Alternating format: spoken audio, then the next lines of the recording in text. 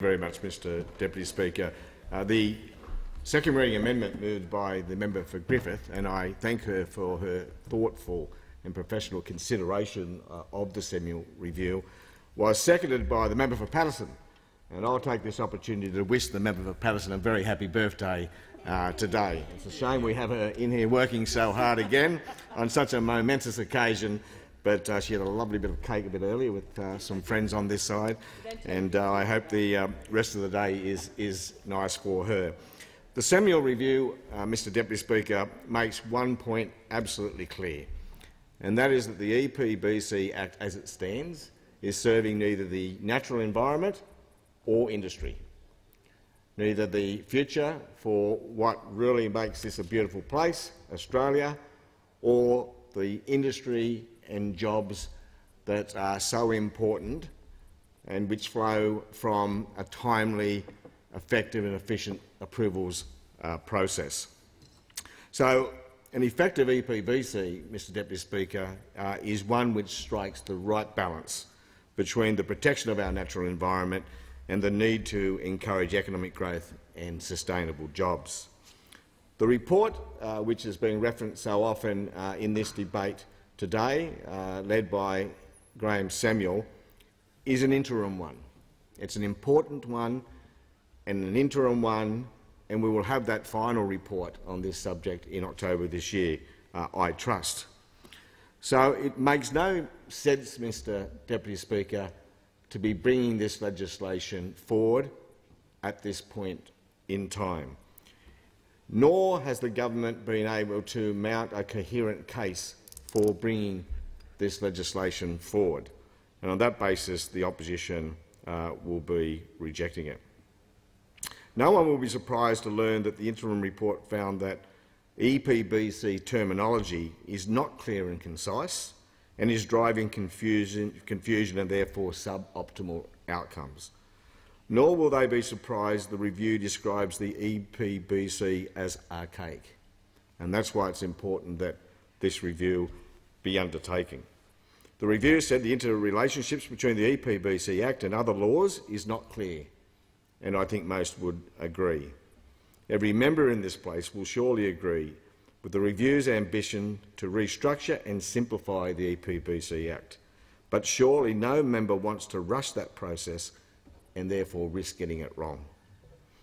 As the Commonwealth's key instrument for environmental oversight and protection, it's too important an act to be rushed, and the risk and the consequences of getting it wrong are far too great. It is clear inadequate departmental resourcing and state Commonwealth duplication are failing both the environment and our business community. Our biodiversity continues to deteriorate, and the Minerals Council has suggested that delays on greenfields projects can cost an applicant up to $46 million every month. Further, big resource approvals, critical to the Australian economy and to sustainable jobs, are taking 3 years on average. That is, of course, in addition to the state-based processes, Mr Deputy Speaker. The call for strong legislative national environmental standards is a welcome one, and I don't think anyone in this place would disagree. The recommendation for devolution to the states is, of course, more controversial and should be subject to extensive parliamentary and community scrutiny and discussion. Again, not a rushed process. Certainly, there can be no progress on that front without agreed environmental standards. Devolution, Mr Deputy Speaker, is not an evil. No one is arguing that. Bilaterals make sense, and I know the Western Australian government, for example, is very keen on further progressing bilateral agreements. In fact, devolution looks like the most obvious path to ridding ourselves of regular and unnecessary duplication. But for that proposal to secure any community support, and indeed broad-ranging support in this place, and we need broad-ranging support in this place because this is an act like any act of parliament which is subject to regular amendment, Mr Deputy Speaker. And if we can go on this journey together and get this right together, then industry will have certainty and people can have confidence in the instrument which protects our natural environment. Now, building that consensus will not be easy, Mr Deputy Speaker, but it will be made easier if the government is serious about meaningful reform rather than looking for an opportunity to play politics with this very, very important protection for our natural environment. Already the review found that neither the community nor industry has any trust in the EPBC and its processes. That's why independent, serious oversight will be necessary, Mr Deputy Speaker. But we have to fix that mistrust. We can't put forward an effective regime if neither industry or the broader community doesn't trust the proposals, the process, or the legislative backing for those processes. I hope the interim reviews focus on legal standing and review will be part of that sensible conversation. I think most people working in industry see, or at least have a perception of, ongoing, almost infinite legal processes getting in the way of sensible development. And we must fix any flaws but also address that perception. We have to have a serious debate about that. We have to have a serious review about those and look at those frustrations. I note that with respect to standing provisions, that is, those which give legal standing to those who are not directly affected by a project, on that the interim review, in quotes, is not yet convinced that extended standings should be curtailed. It's not convinced that that part of the system is broken. I know this is not a final conclusion on the review's position, but I think most people will be surprised by that, and I welcome that because it's in one area where I don't think it will be necessary to have a protracted debate, but we'll see what the final review says. To further quote the interim review, it says, I quote, broad standing remains an important feature of environmental legislation, particularly given the presence of collective harm resulting from damage to environmental or heritage values. So, what Graham Samuel is saying is that we all have a stake in this, whether we are directly affected, by living close to the project, for example.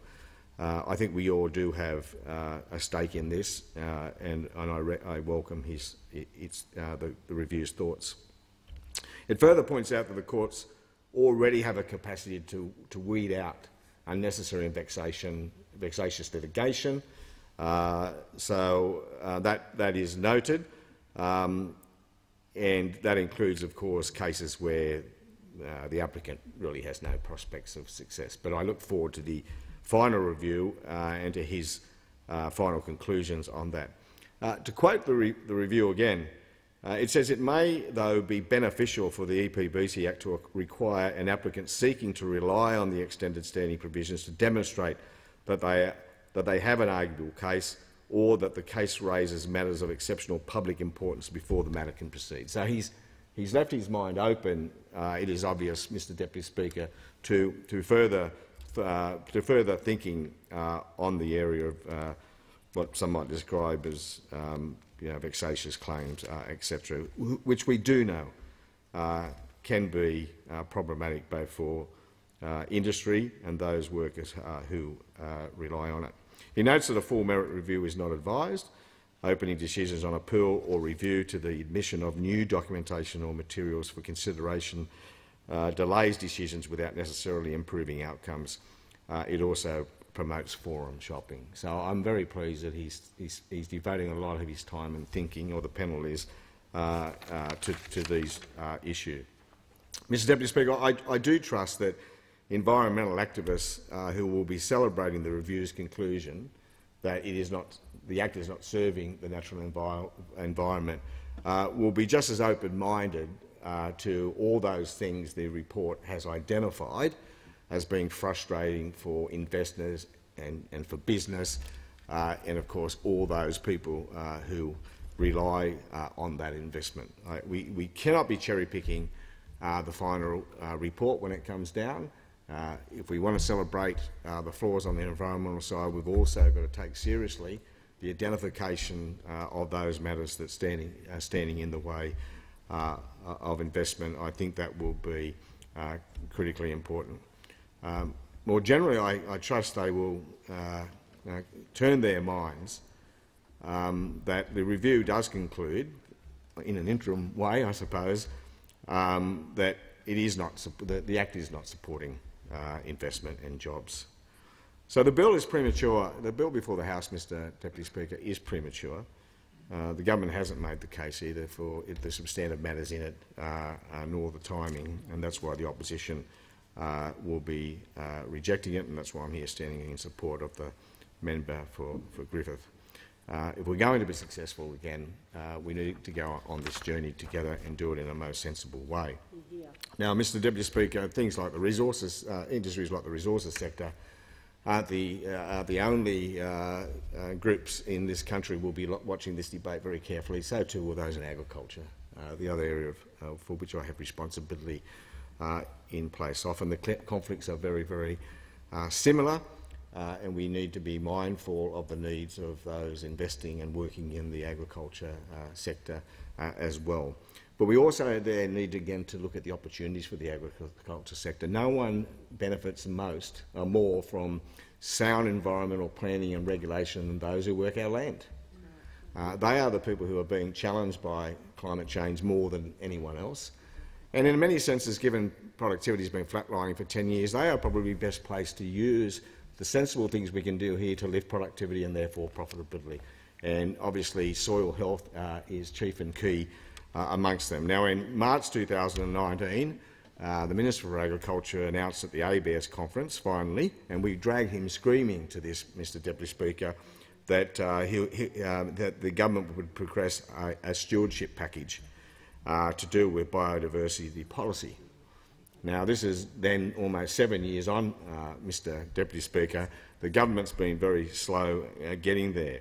The problem, though, Mr Deputy Speaker, is that we still haven't seen any benefits from that March 2019 announcement, and we're now told, in fact, that the two key programs being funded under that $34 million package will not commence until 2021. We haven't been given a month in 2021, so it may be that from announcement to even the beginning of the implementation of this scheme, the period could be 2.5 years. 2.5 years. This is another example of a government which loves an announcement but is very, very poor on the follow-through, Mr Deputy Speaker. So I say that, and I note, Mr Deputy Speaker, that a good chunk of that money has gone to the National Farmers Federation to develop some, I think it's some measures for certification of soil. I might have that wrong. I don't have the note in front of me. Now, that would be a wonderful thing if that's happening.